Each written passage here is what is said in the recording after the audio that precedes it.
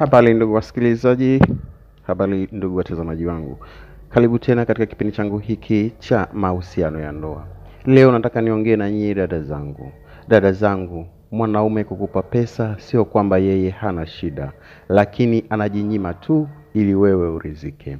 Wanaume wengi hufanya hivyo kwa lengo la kumridhisha mwanamke na kutambua kwamba ana umuhimu gani kwake. Yupo tayari akaazime, akakope au akafanye chochote kile na bado atakuuliza na nini kingine unataka. Haya yote ni kwa sababu anakupenda. Yote anafanya kwa sababu anakupenda tu.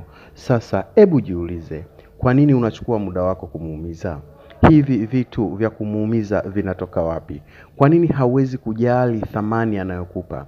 Mwanaume anadiliki kutafuta kwa udi na uvumba ili wewe akupatie, na akupatie kile kitu ambacho wewe unakihitaji ili urizike. Na anafanya haya yote kwa sababu ya upendo wake aliyokuwa nao kwako. Sasa hebu jiulize, wewe mtoto wa kike, kwa nini unaamua kumuumiza? Kwa nini unafikiria ni jinsi gani unaweza kumuumiza? Kwa nini unafanya kitu kipo tofauti na vile yeye anavyotaka? Hebu imagine, kwa nini yeye akunyime? Kwa mfano chukulia sasa yeye amekunyima, unamwambia nina shida fulani, asikutimizie. Unamwambia unaumwa, asikutimizie. Hivi unamfikiriaje mtu kama huyo? Sasa lazima utafakari, mwanaume anapotoa pesa yake na kukupatia wewe, sio kwamba yeye hana shida nayo, isipokuwa anafanya vile kwa upendo wake aliyokuwa nao kwako.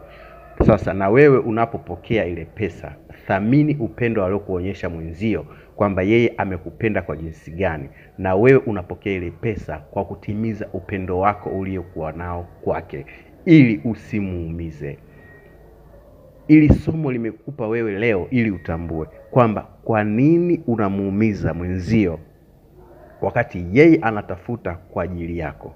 Basi kwa haya machache tu, naomba usisahau kusubscribe page yangu ili uendelee kupata darasa linalofuata.